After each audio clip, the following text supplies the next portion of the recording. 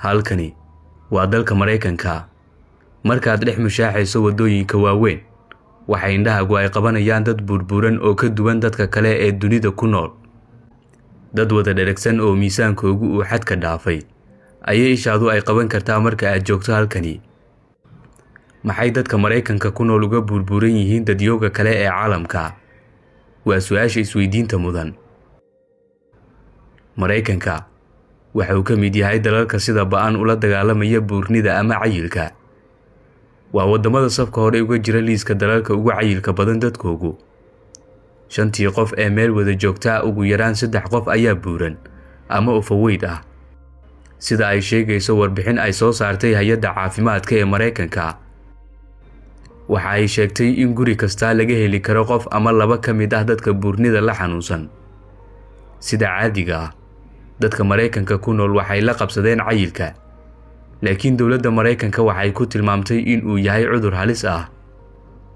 Hay'adda CDC ee Mareykanka ayaa cayilka u aqoonsatay cudur halis ah oo u baahan ka hortag iyo dawo qofkii uu hayo, iyadoo ay xusid mudan tahay in Mareykanku uu kaalimaha hore kaga jiro xagga buurnida guud ahaan caalamka. Haddaba, waxyaabaha sababay buurnida dadka Mareykanka waxaa lagu sheegay qodobo 3 ah iyo ka badan oo ugu horeeyo genetics oo la macnaha hidde-raac. Tusaale, waa qof cayilka kala yimid aabihiis ama hooyadiis ama xigta kale. Inta badan dadka Mareykanka waxay u badan yihiin hidde-raac, inkastoo ay jiraan qolo dhuunidooda ku keensaday. Qodobka labaad waa unhealthy eating behaviors. Qodobkan aad ayuu xasaasi u yahay, waana midda sababtay in dad badan ay cayilka la xanuunsadaan. Waxa lagu sheegay cuno aan bad qabin ama aan dheelitirneyn. Sidoo kale jimicsi la'aanta iyo cuntada xad-dhaafka ah ayaa lagu sheegay inay keentay in dadka Mareykanka ku nool ay ka buurnaadaan dadka kale. Mareykanku waxa uu la circiirayaa cayil iyo buurni xad-dhaaf ah oo sababtay in inta badan dadyooga Mareykanku ay fariistaan ama noqdaan howlgab. Waxaa sii kordhaya dadka overweight-ka ah oo cayilka la qabatimay, isla markaana aan awoodin inay shaqooyinka qaari qabtaan.